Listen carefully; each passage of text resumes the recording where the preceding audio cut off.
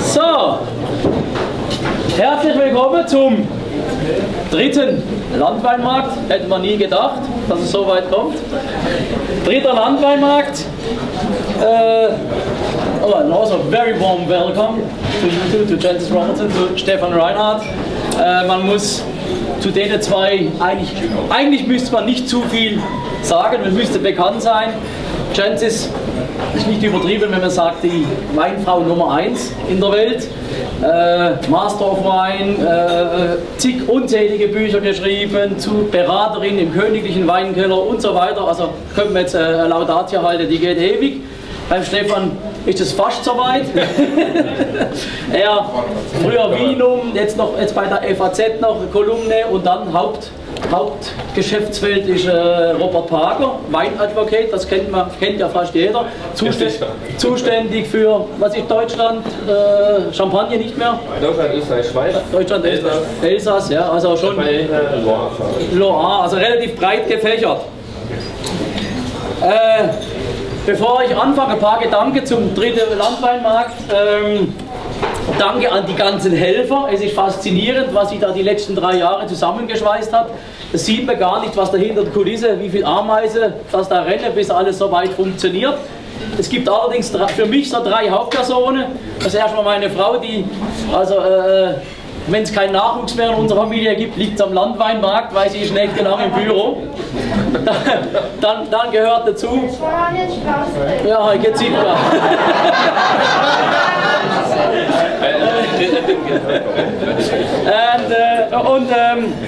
Dann der Walter Silbeis, er ist an der Kasse jetzt. Der immer fast einen Nervenzusammenbruch kriegt, weil die ganzen Zahlen nicht stimmen, die kommen oder die Weine falsch geliefert werden. Und dann noch das dritte Glied, wo ist er, der Störk, Markus, was ist unsere graue Eminenz hinten dran fürs Ganze, was zu tun hat mit Drucken, mit Erstellen. Also da ist relativ viel auch noch zu tun. Das sind so die 3, wo das alles zusammenläuft. Ich bin nur dazu da, der Hampelmann zu machen. Ich bin da eigentlich nicht groß involviert.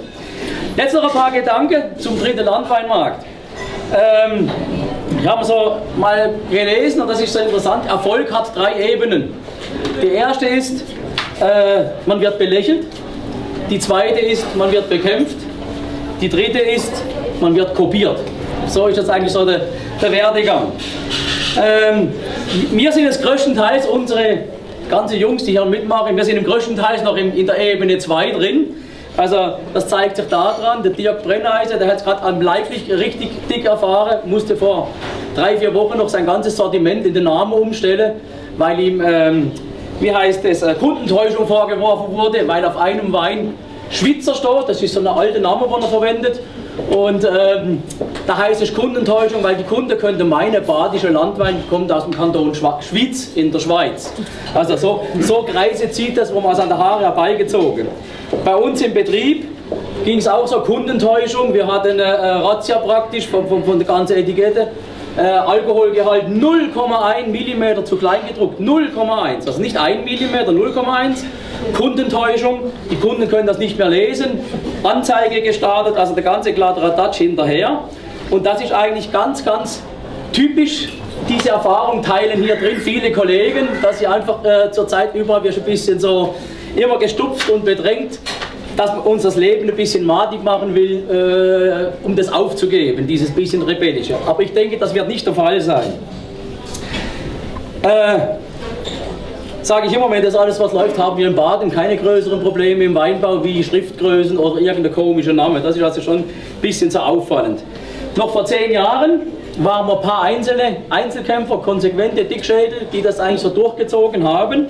Und mittlerweile, kann man glaube ich behaupten, ist da draußen Bewegung entstanden, die langsam die Ebene 3 erreicht, weil wir haben mittlerweile schon eine Warteliste, nächstes Jahr sind es mindestens 5, wahrscheinlich noch ein paar Betriebe mehr, die hier mitmachen. Getreu dem Motto nach Bernhard Shaw, die Welt braucht verrückte Leute, seht her, wohin uns die Normalen gebracht haben. Das ist so, ich glaube, das passt ja ganz gut. Und jetzt, oh, sorry, der Faden verloren. Yeah, and now to Jancis, it was a big pleasure that she joined us here in this celebration, the Landwein celebration. And last year, I thought it was in March, we met you in London, and my wife talked to you 1 hour, and she came back and said, she said not yes, but also not no. And then in November, we get an email, a short sentence, I'll do it. And she couldn't eat and sleep for 2 days. And so, now we are looking forward for you, Jancis, to open the third wine bar. Thank you. Thank you, thank you. Thank you. Well, and I think Stephan will translate, and I apologize if kein Deutsch is terrible. I must admit that part of the reason I'm here was sheer timing, because I have spent the last 2 years chained to my desk working on the next 8th edition of the World Atlas of Wine, without being able to travel. Also Jancis arbeitet gerade an der 8. Auflage von dem Weinatlas. Die erste Auflage war von Hugh Johnson, wahrscheinlich steht er in jedem Wohnzimmerregal. Hugh Johnson and Jancis Robinson. Yeah, no, I just wanted the first edition. I was talking now of the first, okay. So, since many editions they're doing it together and the Atlas is growing. Also der wird immer größer.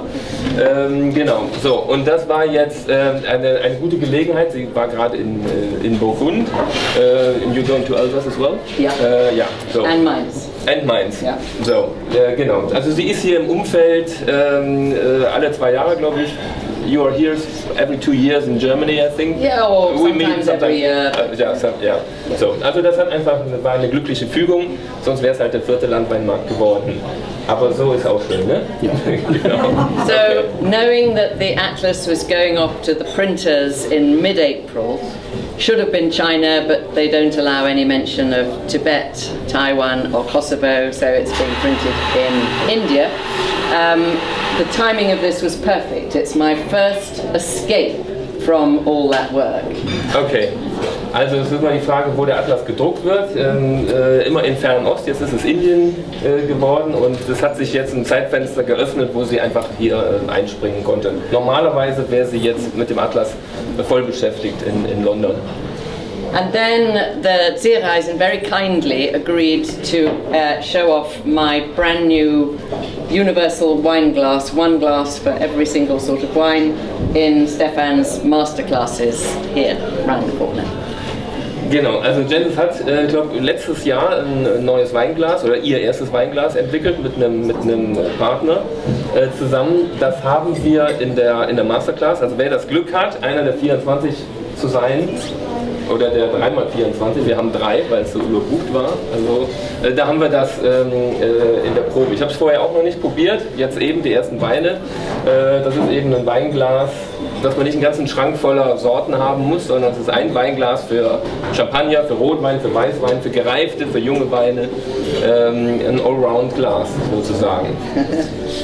And Michael Schmidt wrote a very nice article on jancisrobinson.com about last year's Landweinmarkt and coming to see you. So I was very curious. Also, I have been following the Ziereisen wines since many, many years. Our first tasting note on jancisrobinson.com is a 2004 of your wine. So this is not totally new territory. Genau, jetzt fange ich hinten an. Also die Ziereisen-Weine kennt sie seit 2004, hat sie den ersten Bericht darüber geschrieben auf ihrer Website jancisrobinson.com. Und die andere Begegnung, what was the first point? That 2000 been following his. No, that before. You said? I'm just curious. Ja, genau. Michael Schmidt. Michael Schmidt, auch ein Deutscher, der lange in London gelebt hat und für Jancis über Deutschland berichtet. Der hat letztes Jahr war er hier, hat probiert und hat doch einen sehr umfangreichen Report geschrieben auf ihrer Website. Und das hat sie schon neugierig gemacht. Und das war auch mit dem Grund, dass sie gesagt hat, hey, ich komme. But what I'd like to say is that I am by no means, much as I love German wine, I'm not a German wine specialist, so I look at the whole world of wine, and the trend that is evident here is a worldwide trend. Also sie beobachtet ja die Weine der ganzen Welt, es ist keine Deutschland-Spezialistin, aber diese ich will es jetzt nicht sagen Revolution, sagte sie auch nicht, aber diese Tendenz, Landwein zu machen, weg von der Qualitätswein, weil einfach die Auflagen zu streng sind, oder nicht zu streng, sondern eigentlich zu engstirnig. Das hat man ja auch in Frankreich sehr weit verbreitet, in Italien, eigentlich weltweit. Und deswegen sagt man, das ist eine Bewegung, die sozusagen absolut weltweit im Trend ist, sich sozusagen von den Daumenschrauben der Offiziellen ein bisschen zu befreien, also doch nicht nur ein bisschen zu befreien, sondern doch recht deutlich. 2 days ago I was in the Rhone Valley visiting a very good producer there, Gramenon, domain Gramenon, and a woman running it was complaining that her evidently superior wines were routinely rejected by the authorities as not being typical. The same is true in for instance, Montalcino. One of the best producers cannot call their wine Brunello di Montalcino. Also Gredos, the Garnacha of Gredos near Madrid, they have to call them Vino de España. Also sie hat jetzt 3 Beispiele angeführt, weltweit, also aus Brunello, von der Rhone und aus Madrid, weltweit geschätzte Weine, die von den Offiziellen als untypisch für die Region abgelehnt werden. And in fact, the man who runs the Austrian generic body, Willy Klinger, deliberately invited me to a wine conference in Austria not long ago, I think to try to influence the people who do the tastings, the official tastings, for me to tell them how the wine world is changing and it's necessary for people in charge to realize that. Also die Leute, die die Weine kontrollieren, sozusagen auf sensorische Verträglichkeit und Typizität, gut, die haben ja viel an ihrem Schreibtisch zu tun oder viel an ihren Weingläsern, aber kommen vielleicht nicht so durch die Weltgeschichte wie Jancis oder eben andere, die den Wein hinterherreisen und sind vielleicht nicht ganz auf dem Stand der Dinge, was in der Weinwelt heute passiert. Und Willy Klinger, der Chef der österreichischen Weinmarketing, auch ein sehr umtriebiger und der auch weiß, dass es in seinem Land Frustrationen gibt über die Weinkontrolle. Da gibt es ja auch viele, die nicht anerkannt werden in den ersten Durchgängen. Das kostet immer Geld, kostet viel Materialeinsatz, viel Weineinsatz und dann kommt am Ende nichts bei rum.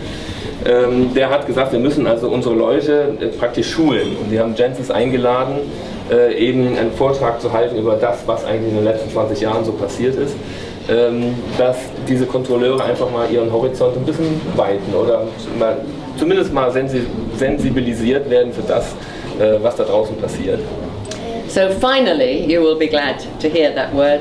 I would like to just say that in my 43 years of writing about wine, I have never seen so much fluidity in the world of wine. There is no one right way to go, but in a very, very competitive marketplace, it is quality, not conformity, that is the most important guiding principle.